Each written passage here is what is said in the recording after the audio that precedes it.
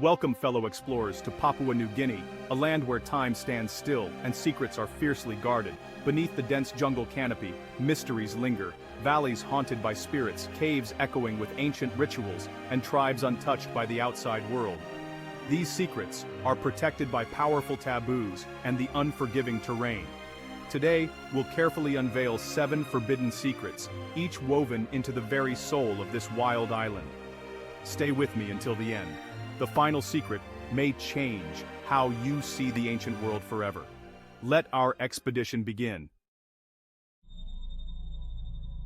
Deep in the heart of the Owen Stanley Range, where the mountains rise like ancient sentinels and the jungle stretches as far as the eye can see, lies the lost Valley of the Spirits, a place forever shrouded in swirling mist and whispered legend. The valley is hidden from the world, its secrets veiled by thick fog that rolls in at dawn and dusk, making it nearly impossible to find, even for those who know the land well.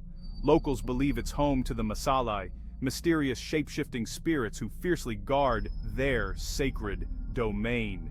These spirits are said to take many forms, sometimes animal, sometimes human, always unpredictable and powerful. The valley is strictly forbidden, its entrance marked not by signs, but by a chilling sense of dread, and countless tales of travelers who vanished after being lured away by ghostly voices echoing through the trees. For the tribes who live nearby, this is not just folklore, it's a sacred truth, passed down through generations. Here, the boundary between the spirit world and our own is dangerously thin, and every ritual, every story, is a warning. The taboo is absolute. Even the bravest guides, men and women who know every inch of the jungle, refuse to approach the valley's edge. The fear is palpable, a silent agreement that some places are not meant to be disturbed.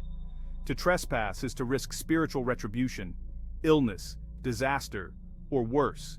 Stories abound of those who ignored the warnings, only to return changed, haunted, or never return at all.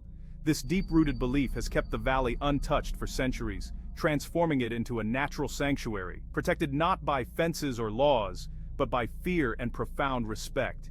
Here, the line between myth and reality blurs. In the shifting light, every shadow could be a spirit, every rustle a warning. The spirits, villagers say, are always watching, always waiting. The Lost Valley remains a blank space on the map, a haunting reminder that some mysteries are meant to endure, untouched by time or human curiosity.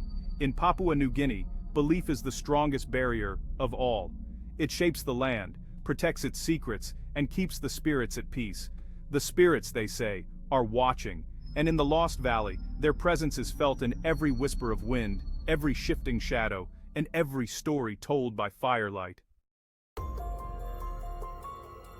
Hidden deep within the highland karsts of Papua New Guinea are the infamous Cannibal Caves, mysterious sites where rituals once echoed through the darkness, carrying the weight of a dark and complex past that still lingers in the air today. Here, cannibalism was never simply an act of survival or hunger. Instead, it was a deeply spiritual practice woven into the very fabric of tribal life. Consuming the flesh of an elder was believed to pass on wisdom and strength, while eating an enemy was a way to claim dominance and absorb their power. These shadowy caves served as both sacred burial grounds and ceremonial chambers, where the living communed with the spirits of their ancestors. The walls are lined with human skulls and ancient symbols, each telling a story of reverence, fear, and the cycle of life and death. Today, these caves are strictly forbidden to outsiders and even to many locals. Disturbing them is believed to unleash vengeful spirits and bring misfortune upon the community. Outsiders are especially unwelcome, as the history of cannibalism has often been sensationalized, misunderstood, and exploited by the outside world. Stories in foreign newspapers and sensational accounts have only deepened the mistrust, making the caves even more off-limits to visitors. The taboo surrounding these caves serves to protect both the living and the memory of the dead, ensuring that the spirits of ancestors are not disturbed and that their legacy remains intact. The caves are sealed away, their legacy both shameful and sacred, a reminder of a time when the boundaries between the living and the dead were thin. Those who dare to approach the caves describe an oppressive silence, a heavy stillness that seems to press in from all sides. Warnings are carved into the stone, messages in the local dialect urging all who come near to turn back, to respect the boundaries set by generations past. The Cannibal Caves remain a secret, locked away by respect, fear, and the immense weight of history that cannot be easily forgotten. Here, the past is not just remembered, it is actively guarded by those who understand its power and its danger. Some places are so charged with memory, so heavy with the stories of those who came before, that they must never be disturbed, no matter how curious we may be. The silence within these caves speaks louder than any words, echoing with the secrets and sorrows of the past. The taboo endures, a living barrier that preserves a history outsiders can only imagine and perhaps should never fully know. Some secrets, after all, are best left buried, hidden in the darkness where they belong. Even today, Papua New Guinea shelters tribes who remain uncontacted, living as their ancestors did for millennia. Their isolation is fiercely protected by law and taboo. Contact is forbidden, not out of romance, but necessity. The greatest threat is disease. A single encounter could wipe out an entire tribe. Contact also brings cultural destruction, dependency, and loss of ancient knowledge. The government and international groups enforce strict no-contact zones, making violation both illegal and unethical. From the air, a clearing or a wisp of smoke hints at lives unfolding in parallel to our own. These tribes are not relics. They are a living present, thriving in harmony with the forest. The highest respect we can show is to leave them undisturbed. Their secret is their existence, and our duty is to protect it. Their survival depends on our restraint. Some worlds are not meant to be discovered. Their story continues, hidden and sacred. In the highlands, taro is more than food. It's the heart of sacred secret rituals. Only the initiated may participate. Outsiders are strictly barred. The taro is believed to possess a spirit, and its cultivation is governed by ritual and taboo. Sacred gardens are tended only by those who have undergone purification. The most secretive ceremonies take place in hidden clearings, with chants and offerings to ancestral spirits. Details of these rituals are never shared. Speaking of them would strip them of power. This secrecy binds the community and preserves the wisdom of elders. Outsiders are met with silence. The rituals are fiercely protected from ridicule or misunderstanding. The power of these ceremonies lies in their mystery. Some knowledge is too sacred to share. The taro rituals are a secret of the heart, protected by reverence and silence. Not all truths are meant for outsiders.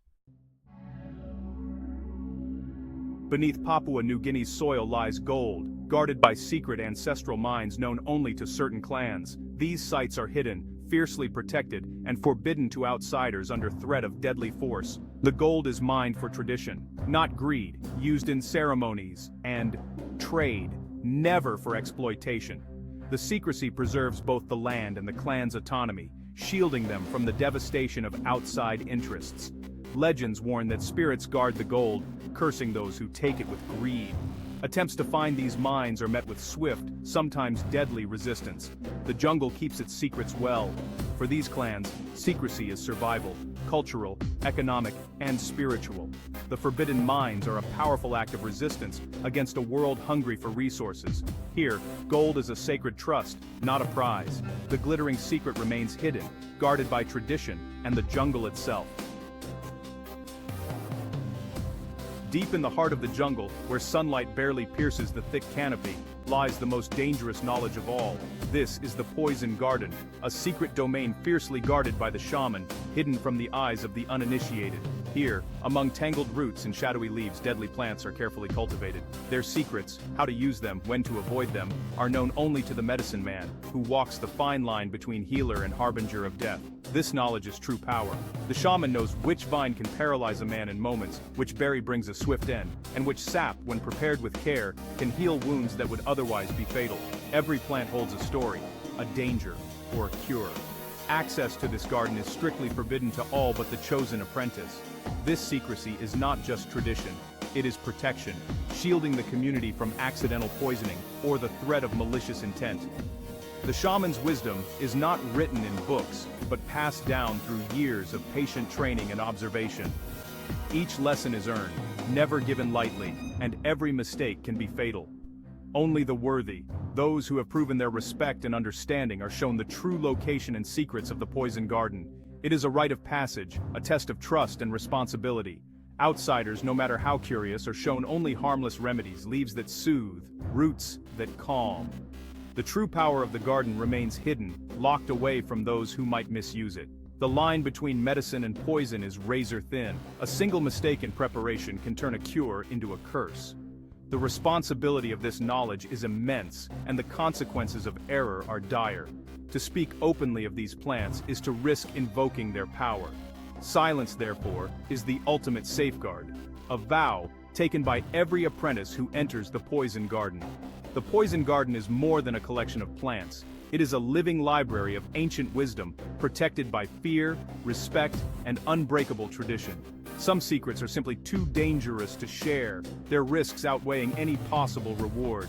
In the depths of the jungle, knowledge itself can be as deadly as any weapon, and only the wise may wield it safely. In the highlands, ancient stone monoliths stand as silent sentinels, remnants of a lost civilization. Carved with mysterious symbols, their origins and purpose are unknown, predating current tribes by millennia. Locals fear and avoid them, believing the stones are charged with dangerous, spiritual energy. Legends warn of madness or death for those who approach too closely. Some say the stones move at night, or hum with ghostly energy. The taboo is so strong that even archaeologists are kept at bay. These monoliths are not claimed as heritage, but as relics of sky people or ancient giants. Their presence hints at a forgotten chapter of human history, one erased from memory, but not from the land. The stones stand in judgment, their secrets locked away. This is the most shocking secret, a lost culture, erased but not forgotten. The monoliths remind us how much of our past remains hidden. Some mysteries are carved in stone, meant to endure. Our journey ends, but the forbidden secrets of Papua New Guinea remain, guarded by spirits, taboos, and time. These mysteries endure for reasons rooted in respect and survival. Not every secret needs to be uncovered. Some are best left in the shadows. Let us honor the wisdom of those who keep these boundaries. Which of these 7 secrets shocked you most? Share your thoughts below. Until next time.